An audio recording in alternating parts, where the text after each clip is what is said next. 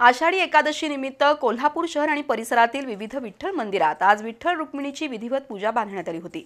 या निमित्ताने विविध मंदिराच्या वतीने वारी, भजन, कीर्तन यासारखे धार्मिक उपक्रम पार पडले। भाविकांनी विठ्ठलाच्या दर्शनासाठी गर्दी केली होती। दरम्यान आषाढी एकादशी निमित्त आज इचलकरंजी आणि परिसरातील विठ्ठल मंदिरांमध्ये पहाटेपासूनच दर्शनासाठी भाविकांची गर्दी दिसत होती। इचलकरंजीतील संस्थानकालीन श्री विठ्ठल मंदिरात तर दर्शनासाठी तब्बल 1 किलोमीटर पर्यंत रांग लागली होती। दिवसभर विठ्ठल नाम आणि रामकृष्ण हरी, ज्ञानोबा, माऊली, तुकारामाच्या जयघोषामुळे मंदिर परिसर भक्तिमय झाला होता। अनेक ठिकाणी टाळ मृदुंगाच्या गजरात भजन करत दिंड्या काढण्यात आल्या। रिंगण सोहळाही झाला, त्यामध्ये चिमुकल्यांसह भक्तगण मोठ्या उत्साहात सहभागी झाले होते। आज आषाढी एकादशी, त्यानिमित्ताने कोल्हापूर शहर आणि उपनगरातील विविध विठ्ठल मंदिरात विठ्ठल रुक्मिणीची पूजा बांधली होती। दर्शनासाठी भाविकांनी गर्दी केली होती। अंबाबाई मंदिरातील विठ्ठल मंदिरात आज पहाटे पूजा अर्चा करण्यात आली। विठ्ठलाच्या गळ्यात तुळशी माळ घालण्यात आली। त्यानंतर दर्शनासाठी मंदिर खुलं करण्यात आलं। लक्षतीर्थ इथल्या विठ्ठल रुक्मिणी मंदिरात यंदाही आषाढी एकादशीचा औचित्य साधून पालखी सोहळ्याचं आयोजन केलं होतं। भाविकांनी अमाप उत्साहात दुसऱ्या बस स्थानकापासून बोर तालीम जोशी गल्ली परिसरातून पालखी मिरवणूक काढली।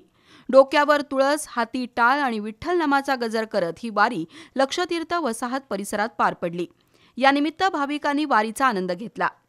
कोल्हापुरातील पाचगाव इथल्या योगेश्वरी कॉलनीतील विठ्ठल मंदिरात आज विठ्ठलाची विधिवत पूजा बांधण्यात आली होती। या निमित्ताने परिसरातून वारीचं आयोजन केलं होतं।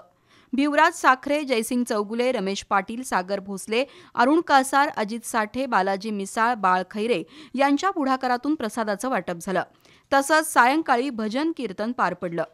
कोल्हापुरातील संभाजीनगर इथल्या मगरमठीतील श्री स्वामी समर्थ मंदिरात आज स्वामींची विठू माऊली रूपात पूजा बांधण्यात आली होती। श्रीकांत मगर, रवी शिंदे, रोहन मोरे, संदीप कदम, सनी कोरे, प्रशांत जाधव, अवधूत चौगुले यांच्या पुढाकारातून प्रसादाचं वाटप आणि भाविकांना दर्शन घडवण्यात आलं। कोल्हापुरातील मिरजकर तिकटी इथं शेकडो वर्ष पुरातन दगडी भक्कम विठ्ठल मंदिर आहे। इथं नित्य पूजा अर्चा आणि भजन कीर्तन असे उपक्रम पार पडतात। आज आषाढी एकादशीचं औचित्य साधून मंदिरात पहाटे विठ्ठलाची आकर्षक पूजा बांधण्यात आली। दिवसभर या मंदिरात दर्शनासाठी भाविकांनी गर्दी केली होती। दरम्यान इचलकरंजी शहर परिसरातील मंदिरामध्ये अभिषेकाच्या वेळेपासून श्रींचं दर्शन घेण्यासाठी भाविकांनी गर्दी केल्याचं दिसत होतं।